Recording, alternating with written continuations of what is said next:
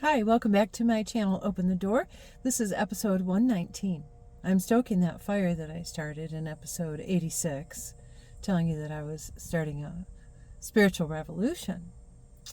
And in that video, I told you that I'm choosing to walk this path of being open about my innermost beliefs and the wisdom that I've gained along my healing journey to help you, to help others, and hopefully to create a ripple effect so that you can begin to inspire and help, inspire positive change in the lives of those around you as well. So what this fire is doing is it burns away what no longer is needed, old pain, old beliefs, old societal conditioning, and that ultimately brings personal sovereignty and collective transformation. This awakening of our souls brings us to higher truths, and not just truths about religion and philosophy, but about consciousness in general. Our view of ourselves, our view of our role in the world, our relationship to ourselves and others. I'm going to pause for just a second. Sorry about that. There was a cement truck just exiting the area here. Anyway, so today I'm just going to give you some reminders and tips to keep this fire burning. Fire in general needs oxygen, fuel, and tending for it to continue to burn. And this nature of our spiritual fire that I've set requires similar things, but in a different way of looking at it. So our spirit needs breath, needs that fuel, the air. And that breath for us is our connection to the universal life force and to our higher self, to our creator. The nourishment that our spiritual fire needs includes our daily practices that ultimately bring about this wisdom and truth that I keep talking about. And the care that we give our spiritual fire includes things like healthy boundaries and consistency in moving forward and being true to ourselves as we discover our true self through this process of awakening and the healing path. So stoking the fire in spirituality means doing these kind of things. Daily practices like meditation, prayer, journaling, using positive affirmations and rituals, and practicing grounding in nature daily is a great tool. Another way to stoke your spiritual fire is through community, by sharing your light with others when you go out, whether it's among family and friends or strangers. In any form of interaction with others, we can share our light and spread it. Also, finding those in our community who fan our flame, our spiritual flame, rather than extinguishing it. So they're helping to uplift us and not knock us down. Another way to stoke your fire means moving through courage and moving with courage by continuing even when the world tries to douse your fire. And then learning and growth is a very important aspect to stoking the fire, and always seeking new insights and continually evolving along your path. So there are challenges that are always going to, and obstacles that come up along this healing path that I'm referencing here. And these are the kind of things that I've encountered that I'm sure that you will too along the way. So distractions, things like social media and the internet, going down the rabbit hole there, doubts about the true nature of ourselves, and then getting burned out, just feeling like day after day I'm working on these issues and struggling to find a balance in my life. So burnout is another challenge.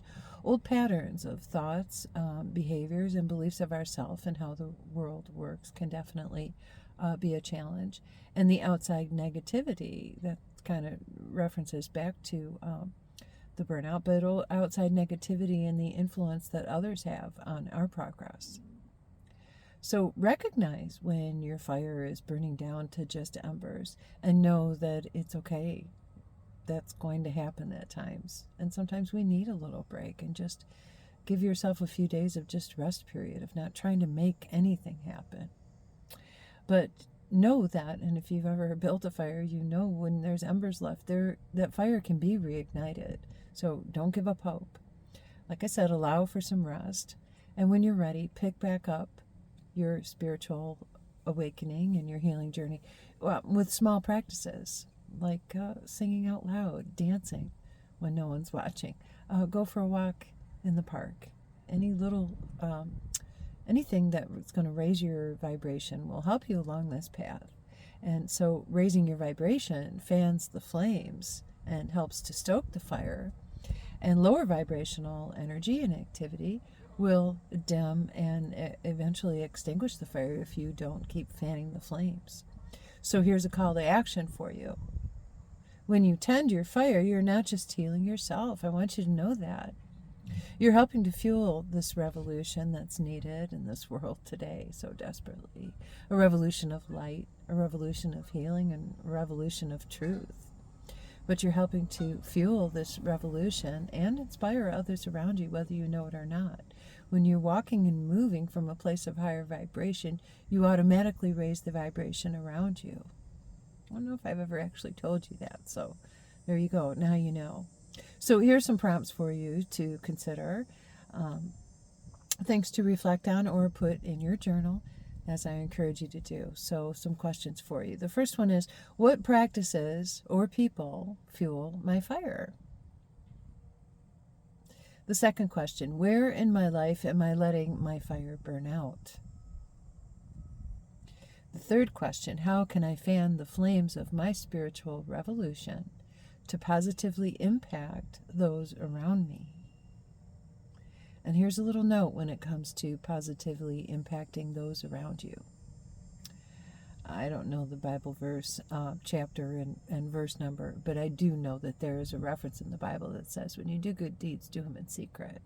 And that's what I'm talking about here. When you are out there doing good deeds, do it in secret. Don't ever be bragging or boastful about the good deeds that you do, because that neutralizes the positive impact that you've just created out in the world.